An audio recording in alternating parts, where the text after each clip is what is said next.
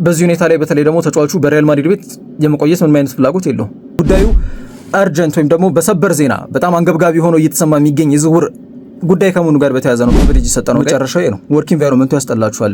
ስራ ቦታ ላይ የምትጨቃጨቁት ሰው ካለ እዛ ስራ ቦታ ላይ ለመሄድ ካለቃችሁ ጋር የምትጨቃጨቁ ከሆነ ወደ ስራ ቦታ ላይ መሄድ ሊያስጠላችሁ ይችላል። ሰላም ጤና ይስጥልኝ፣ እንዴት ናችሁ የቻርሊ ቲዩብ ቤተሰቦች? አማን ነው ወይ? ዛሬም በአንድ ቪዲዮ መጥተናል። ማንቸስተር ዩናይትድ እና የዝውውር ጉዳዮቹ ጋር በተያያዘ የተሰማ አንድ አንገብጋቢ ብለን በምናነሳው ደረጃ የሚጠራ የዝውውር ጉዳይ ላይ በጣም ፎከስ አድርገው ከፊት እየመሩ የሚገኙበት ሂደት ተፈጥሯል። የኦርላይን ቹዋሜኒ ዝውውር ነው እያነሳን የምንገኘው ክብራትና ክብራን። ስለዚህ ዝውውር ጉዳይ ላይ የተሰሙ ተጨባጭ ጉዳዮች አሉ። ለምንድነው የተጫዋች በማንቸስተር ዩናይትድ በጣም በጥብቅ እየተፈለገ የሚገኘው? የዝውውሩ ሁኔታስ ምን ይመስላል? ሂደቱ ምን ይመስላል? የተሰሙት ጉዳዮች ምንድናቸው? የሚሉትን ጉዳዮች በዚህ ቪዲዮ በአጭሩ ለመቃኘት ጥረት እናደርጋለን ማለት ነው። እንደተለመደው የቻናላችን አዲስ ስለሆነ በደንብ ሰብስክራይብ ማድረግ እንዳትረሱ ክብራትና ክብራን። ወደ ማንቸስተር ዩናይትድ የዝውውር ጉዳዮች ስናቀራ ዩናይትድ እንግዲህ በዝውውር መስኮቱ ላይ ለመንቀሳቀስ ለመጀመር ፉክክራቸውን ከፊት የነበረ ክለብ ነበረ፣ ኤደርሰንን ከአታላንታ በማስፈረም ማለት ነው። ከዛ በኋላ ግን የዝውውር ዑደታቸው መፋዘዝ በትልቁ ታይቶበታል ቢባል ብዙ ማጋነን አይሆንም። ስማቸው ደግሞ ከተለያዩ ተጫዋቾች ጋር ሲያያዝ የነበረ ቢሆንም እነዛን ተጫዋቾች ማስፈረም የቻሉበት አጋጣሚ ግን ጠባብ ሆኖ ታይቷል። ለምሳሌ ማቲያስ ፈርናንዴዝን በቶተናም ተነጥቋል። ቶናሊን በቶተናም ተነጥቋል። ስሙ ከአምና ጀምሮ ከማንቸስተር ዩናይትድ ጋር ሲያያዝ የነበረው ኤሊየት አንደርሰንም እንዲሁ በተመሳሳይ ተነጥቋል። በማንቸስተር ሲቲ በጎረቤታቸው ማለት ነው።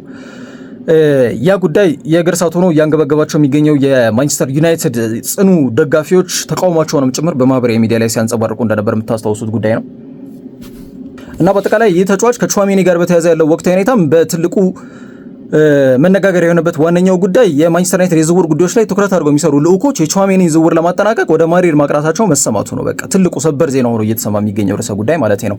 ዩናይትድ ኦርላይን ቹዋሜኒ ለምን ፊቱን አዞረ? ለምን እዚህ ተጫዋች ላይ የሚል ጥያቄ ታነሱ ትችላላችሁ። በብዙ ምክንያት ፍላጎታቸው ውሃ ያነሳል። አንደኛ በዚህ ሰዓት በስድስት ቁጥር ቦታ ላይ ከኳስ ውጪ ባላቸው እንቅስቃሴ ምርጥ ከሚባሉ አምስት ተጫዋቾች መካከል እንጥራ ብንል ቹዋሜኒን ማካተት ግድ ይለናል። ማንቸስተር ዩናይትድ 2028 ላይ በድጋሚ ፕሪሚየር ሊግ ላይ የመንገስ በድጋሚ የእንግሊዝ ፕሪሚየር ሊግ ሻምፒዮን የመሆን እቅድ አላቸው። የ150ኛ ዓመት ክብረ በዓላቸው ስለሚከበር ማለት ነው። የሰር ጂም ራትክሊፍ የአይኖስ ኬሚካል ግሩፕ እንዲሁም ደግሞ የጄሰን ዊልኮክስ በቴክኒካል ዳይሬክተርነት ቦታ ላይ የሚሰራው ይህ ግለሰብ የማቲያስ ፈርናንዴዝን ያጣበት ጉዳይ ቁጭት በጣም በትልቁ ማንቸስተር ዩናይትድ ቤት ነቅሷል። 85 ሚሊዮን ፓውንድ ለተጫዋች አናወጣም ባሉበት መሰረት ነው እንግዲህ ቶተናም ይሄንን ተጫዋች ጠልፎ የግላቸው ያደርጉት። ገንዘብ ነው የጠየቀው፣ ገንዘቡን ከፈሉ። ተጫዋቹ ጠበቃቸው። ዩናይትድ ነበር መቀላቀል የሚፈልገው። ዩናይትድ ተጫዋቹን ይፈልገዋል፣ ምንም ጥያቄ የለው። ማቲያስ ፈርናንዴዝን ግን የሚጠየቁትን ገንዘብ ለመክፈል ነበር ፈቃደኛ ያልሆኑት። ያንን ተከትሎ እንግዲህ ወደ ቶተናም አቅንቷል ማለት ነው። እንቀርት ላይ ጆሮ ደግፍ እንዲሉ ደግሞ ሪከርዳቸውን ድጋሚ ሰብረው ማቲያስ ፈርናንዴዝን ሲያስፈርሙ ሪከርድ ቢድ ነበር ያቀረቡት። የክለብ የዝውውር መስኮት ትልቁን ሪከርድ ነበር ያወጡት። ከዛ በኋላ እንደገና ደግሞ በሁለት ሳምንት ውስጥ ካዝናቸው እንደገና ሰብሮ ቶናሊን በእጃቸው አስገብተዋልና ሚድፊልዳቸው ኦሬዲ አሁን ሴትልድ ሆኗል ማለት ነው። እንዲሁም ጄምስ ማዲሰንም በኢንስታግራም ገጹ ላይ ያንተን ታክል ከሚያጋጥመኝ ያንተን ኳሶች የምቀበልበት ሂደት መምጣቱ በጣም ያስደስታል የሚል ሀሳብም ሰጥቶ አይቼው ነበርና ቶናሊ ከኢንተርሴፕሽን ከብሎኪንግ ከታክሊንግ ጋር በተያዘ ስሙ ስለሚጠቀስ በፕሪሚየር ሊግ አሉ ከሚባሉ ተጫዋቾች መካከል አንዱ ነውና ይህንን ተጫዋች በ100 ሚሊዮን ፓውንድ ደግሞ በእጃቸው አስገብተውታል ብዬ ለመናገር ያክል ነው። ስለዚህ የዩናይትድ የዝውውር እቅድ አዲስ አቅጣጫ እየያዘ ነው። ወጣቶች ላይ በጣም ፎከስ እናደርጋለን ባሉት መሰረት ማቲያስ ፈርናንዴዝ ማስፈረም ሲጠበቅባቸው ወጣት ከፈለጋችሁ ገንዘብ የሚጠየቅበት ገንዘብ ወረቀት የሆነበት ዘመን ላይ ነው የምንገኘውና ማቲያስ ፈርናንዴዝ ላይ 85 መጠየቁ ብዙ የሚገርም ነገር አልነበረም። ዞሮ ቦታውን አሁን ይገድ ማጠናከር መቻል አለባቸው። ኮቢ ሜኑ ቀጣይ ዓመት የ8 ቁጥር ኃላፊነትና ቦታውን ይረከባል። ለጥያቄ የሚቀርብ ጉዳይ አይደለም። እሱን የሚያጣምረው ተጫዋች ግን ኤደርሰን ብሎ አፍ ሞልቶ ለመናገር የሚያስደፍር አይደለም። አንደኛ ተጫዋቹ አልተፈተነም በትልቁ መድረክ ሻምፒየንስ ሊግ ላይ። እርግጥ ነው ለአታላንታ በተለይ ደግሞ ጃምፔሮ ጋስፔሪኒ ስር ኢቭን ዘንድሮ እንኳን ሰባተኛ እንዲያጠናቅቁ ምክንያት በነበረው ሂደት ላይ የራሱ ሚና የተወጣ ተጫዋች ነው ኤደርሰን። ግን ይሄ ፕሪሚየር ሊግ ነው፣ ኢንቴንስ ሊግ ነው። በሳምንት 2-3 ጨዋታዎች የሚወጡበት አጋጣሚ ይኖራሉ። በዛ ሂደት ግን ፊት ሆኖ ይህንን የእንግሊዝ ፕሪሚየር ሊግ ሃይ ኢንቴንሲቲ ፕሬሸር ለመቋቋም የሚያስችል ግን ሁኔታ ላይ በአንድ የመቶ ፊት ያደርጋል እንደው በቃ እንዲሁ ስክት የሚል አይነት ዝውውር ነው ብላችሁ ግን አፋችሁ ሞልታችሁ የምትናገሩለት አይደለም። የኤደርሰን ዝውውር ግን ጥሩ አቅም ያለው ተጫዋች ነው፣ ለጥያቄ አይቀርብም። በሴሪያው በጣም ሃይሊ ሬትድ ሮተር ዊለር የሚባል ውሻ አለ ባይዘዌና ሮተር ዊለር የሚባል ውሻ መግደል ካለበት ሲጣርጎ የሚገል ውሻ ነው ባይዘዌ ሮተር ዊለር ማለት ነውና ትዕዛዝ በጣም የሚቀበል ውሻ ስለሆነ ማለት ነው ሮተር ዊለር የሚባለው ውሻና በዛ መንገድ ስሙን እንደዛ ብለው ይጠሩት ነበር። ጃምፒሮ ጋስፔሪኒ የሰው ሮተር ዊለር ነው ኤደርሰን በሚል ስያሜ የሚሰጡት እንደነበር ስለሚታወስ ማለት ነው። እና ኃላፊነት፣ ሚና፣ ኢንስትራክሽን በሚገባ ስለሚጠቀም ግን እዚህ ተጫዋች ላይ ቀደም እንዳልኳችሁ ሙሉ ለሙሉ እምነት መጣል ብዙ አስፈላጊ አይደለም። ምክንያቱም ማንቸስተር ዩናይትድ ትልቅ ክለብ ነው። ማንቸስተር ዩናይትድ ሙከራ ስርጭቱ አልፏል። ባለፉት 10 ዓመታት የነበራቸው የሙከራ ስርጭት አንድ ውጤታማ ዝውውር ብቻ ነው ያከናወነላቸው። ኢቭን ክርስቲያኖ ሮናልዶ ሁለተኛ የሚጠቀስ በዛ እድሜው ዩናይትድን ተመልሶ ተቀላቅሎ እንኳን ሁለተኛ የተሻለው ዝውውር የሚባለው የሮናልዶ ነው። አንደኛው ይታወቃል ብሩኖ ፈርናንዴዝ ስለሆነ ነው።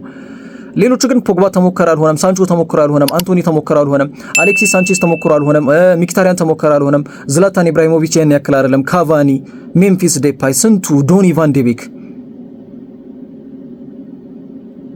ገንዘብ ሲጠየቁ ዩናይትድ ሁሌ ገንዘብ ይወጣሉ። ተጫዋቾቹ ይመጡና ግን ፐርፎርም ያደርጉ። ሚዲያውን መቋቋም ያቅታችኋል፣ ጫናውን መቋቋም ያቅታችኋል። ማውንትን ጨምሮ ማንቸስተር ዩናይትድ ትልቅ ክለብ መሆኑን ጫና እንዳለው እዚህ ክለብ ውስጥ ፐርፎርም ማድረግ እንዳለባችሁ ይዘነጉታል።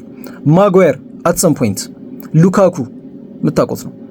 ያልጠቀስኳቸው ተጫዋቾች እየመጡልኝ ስለሆነ ነውና አሁን ኦርሌን ቹዋሜኒ ላይ ዝውውሩን ከማቅናታቸው ወይም ዝውውሩ እንዲከናወን ፍላጎት ከማሳደራቸው በፊት አንዳንድ ነገሮችን ከግምት ከቷል። የዝውውር ስትራቴጂያቸው ሌላ መልክ ይዟል ያልኳችሁ ለዛ ነው። በአይኖስ ኬሚካል ግሩፕ በይሳት ዝም ብሎ በዘፈቀደ ገንዘብ የሚወጣበት ጉዳይ አይኖርም ከአሁን በኋላ እና 85 ሚሊዮን ፓውንድ እንደው በትንሹ የሚጠየቁት ገንዘብ ይሆናል። ከቹዋሜኒ ጋር በተያያዘ ህይወትን ያለ ካሴሚሮ ለመቀጠል በዝግጅት ላይ ነው የሚገኙት። በኤደርሰን ብቻ ደግሞ ይቀጥላሉ ተብሎ አይገመትም። ቴሌግራፍ፣ ፉትቦል ፋንካስት የዝውውር ጉዳዮች ላይ ትኩረት አድርጎ የሚሰራው ጋዜጠኛ ፋብሪዚዮ ሮማኖ ሳይቀር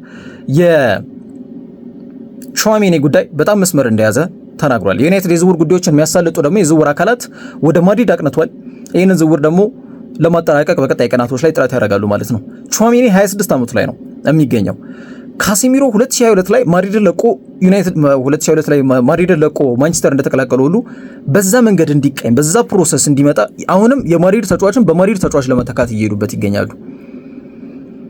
ቹዋሜኒ ማድሪድ የተቀላቀለው 2022 ላይ ነው ከሞናኮ በ100 ሚሊዮን ዩሮ። ልክ ካሴሚሮ ሲወጣ እሱን እግር ተክቶ መጣ ቹዋሜኒ። አሁን ደግሞ ካሴሚሮ ማንቸስተር ዩናይትድን ሲለቅ እሱን እግር ተከትሎ ዩናይትድ የሚያቀናበት እድል አሁን ከፍተኛ እየሆነ መጥቷል። እና ይሄ ግጥም ጥቦሹ ከካሴሚሮና ከቹዋሜኒ ጋር በተያያዘ ራሱን የቻለ አንዱ መነጋገሪያ ጉዳይ ነው።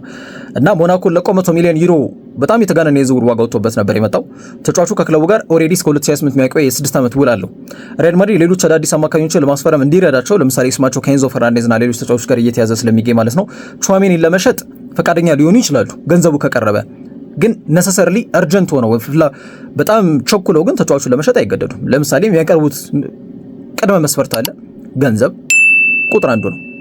የተጫዋቹ ፍላጎት ከግምት ውስጥ ይገባል። ከዛ በኋላ ይሸኙታል። እንደምታውቁት ከሪያል ማድሪድ ጋር በተያያዘ ኤድዋርዶ ካማቪንጋ ነው የመሸጥ ፍላጎት ያላቸው እንጂ ቹዋሜኒን የመሸጥ ምንም አይነት ፍላጎት የላቸውም። ግን የገንዘብ ምንጭ ከመነጨ ሌላ አማካይ ማስፈር የሚችሉበትን እድል የሚዘረጋላቸው ከሆነ ግን አክሴፕት ለማድረግ ሬዲ ናቸው። ሎስ ብላንኮሶቹ ሎስ ማሪንጌዎቹ ማለት ነው።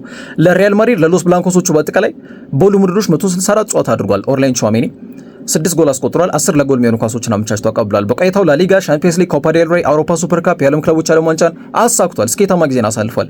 በተለይ ወደ ኋላ በመመለስ የመከላከል ረገድ ወይም የተከላካይ መስመር ተጫዋቾች ላይ የሚሰጠው ግልጋሎት፣ ብቃት፣ ጨዋታን የማንበብ ክህሎት በአጠቃላይ በማንቸስተር ዩናይትድ ዘንድ ትልቅ ግምት እንዲሰጠው ያደርገዋል። እንደምታውቁት ከቹዋሜኒ ጋር በተያያዘ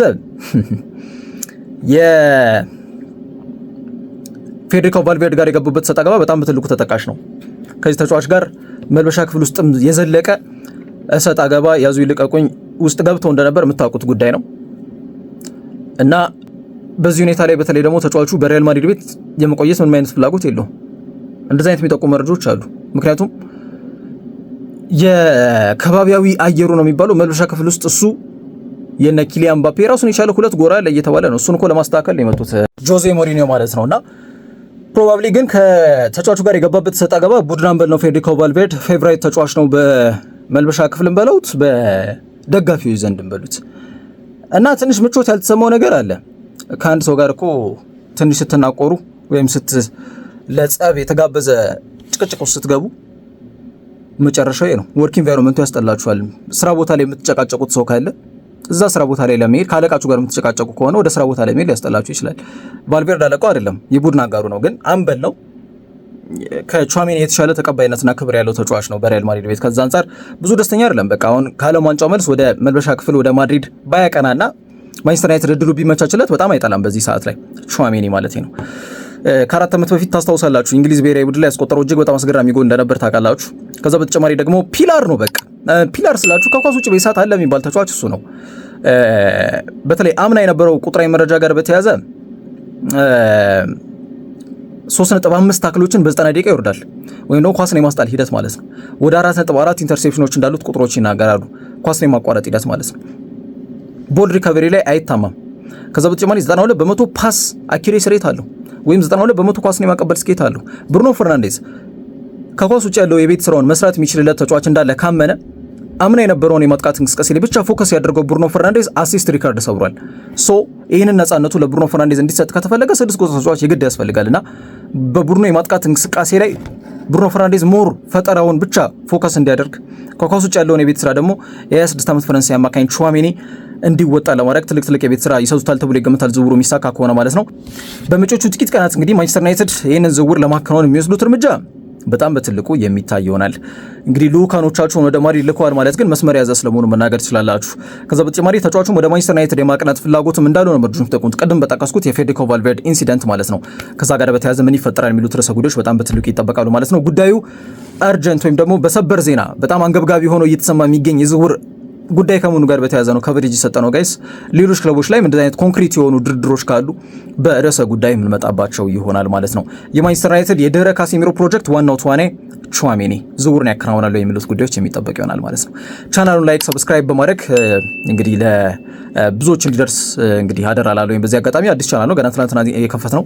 ስለዚህ በደንብ ቶሎ ብለን እንግዲህ መስፈርቶቹ ማሟላት መቻል ይኖርብናል። ወደ 1000 ሰብስክራይበሮች መቅናት አለብን። ስለዚህ በደንብ ሰብስክራይብ ማድረግ እንዳይረሳ ለማለት ያክል ነው። ቪዲዮ ከተመቻችሁ ላይክ ማድረግ እንዳይረሳ።